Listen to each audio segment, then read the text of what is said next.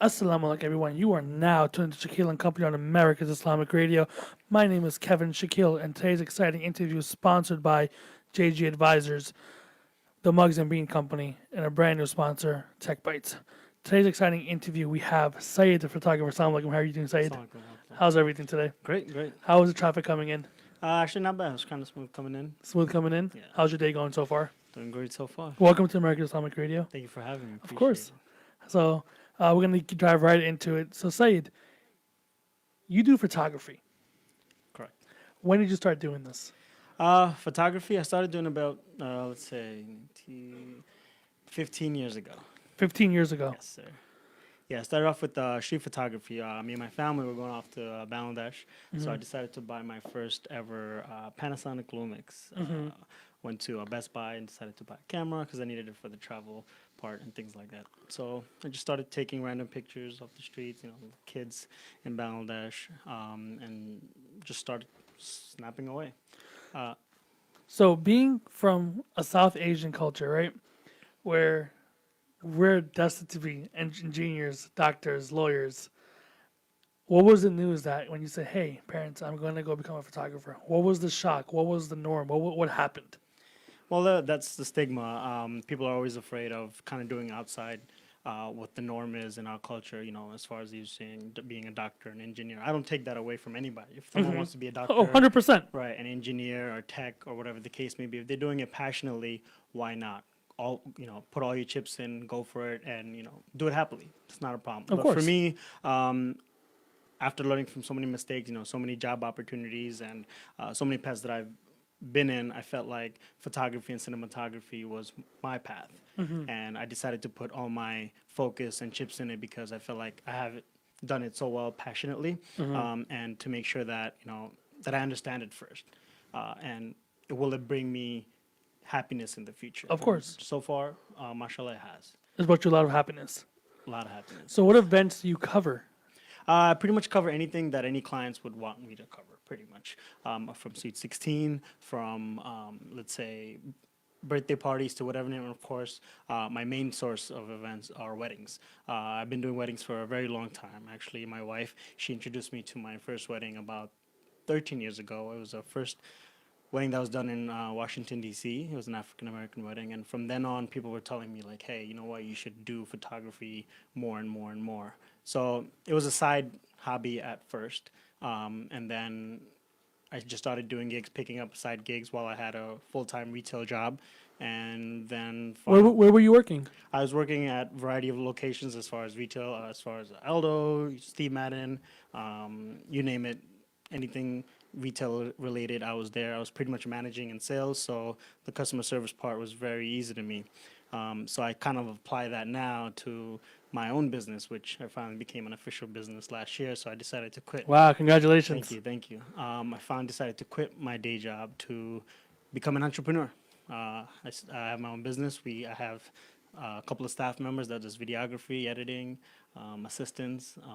Wow. And they all love what they're doing, so that's what I'm happy about. Just to make sure that they're happy, and most importantly, the clients are happy. So, if somebody wants to reach out to you to get an event done, right? Like, how can they reach out to you? There's many forms of course. You have America's Islamic Radio. You have referrals. There's a lot of event planners out there, vendors, and of No, no, no. course, Let's say if I want to get a photography event covered by you guys, how can I reach out to you guys to get that done? oh, you can go to saedphotography.com. You can go to my Instagram Can you page. please spell it out for our Yeah, viewers? SAHED photography.com. And then my Instagram page, we have Saed, SAHED _ photography. And of course, Facebook, if you look up Saed Photography. And of course, Islamic. You could America's you could Islamic always reach out to American Islamic Radio and we'll refer it to you guys. Of course, of course. So, give me a scenario of how the day starts. Like, let's say I have to go to a wedding tonight, right? Run me through your whole day. As far as the photographer, photographer, of course. videographer, so I can't sleep the night before because I'm always anxious, and because I love once I go into the field, I'm very very passionate. I can't sleep the night before, and I'm like very eager. First thing I do is partner with my teammates.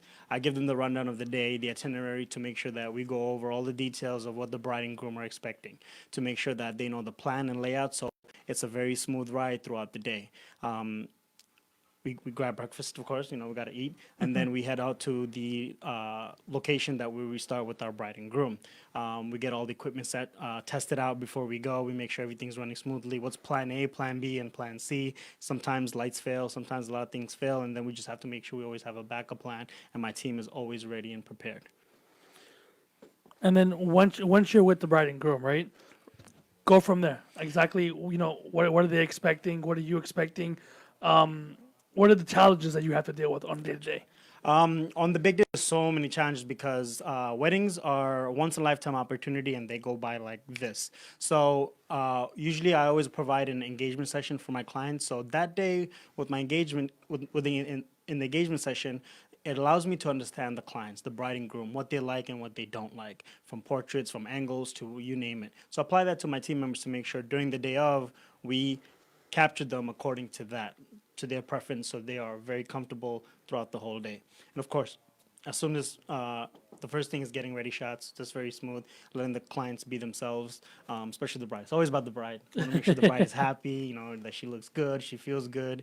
And then, we do our normal pre-shoot right before the cocktail starts. And that's like the solo shots. That's where we confirm how the bride and groom looks. That's how they feel that, they spend all this time and effort to look good. I give them the sample pictures right away. They see it on my camera and they're like, "Oh my God, we look fabulous."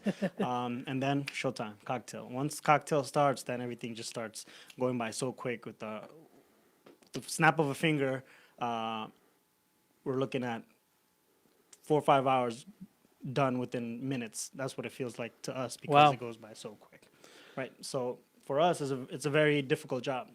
As a doctor, It sounds like it. right, as a doctor, you have a lot of responsibilities, right? You have to make sure someone's safe, someone's healthy, and someone's life is at stake, right? Of course. For us, what a lot of people don't get nowadays in our culture, memories are at stake.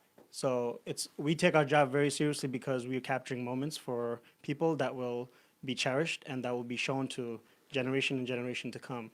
So these memories become very precious and almost valuable where a simple memory stick on a Best Buy A wall USB. becomes very precious. Oh my God, please don't lose this memory stick because someone's memory is there. So they hold it to that level of respect that, this is our memories and we hope to cherish them for a lifetime ahead.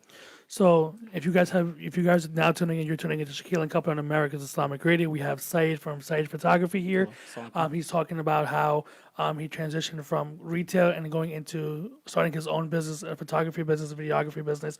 So what was the transition like from having a steady income of 9 to 5 kind of job and working in retail to you becoming an entrepreneur and you trying to get clients? What was the struggles like to start this kind of company? Well, the main struggle is the fear of what will happen, where will my income come in, because I'm married, I'm planning to have a future, I'm planning to have kids. So where will my main source of income be coming from? So that's something that I had to do a lot of research before I had to take that leap of faith for my day job.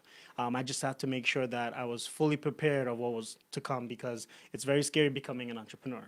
Having a stable job, it's easy, you have your 9 to 5, but once again, that 9 to 5 is not guaranteed the next year either. So I was like, you know what? It's a win-win situation for me. I was gonna just do a 1 year trial base of quitting my day job and becoming an entrepreneur just to see where it would take me.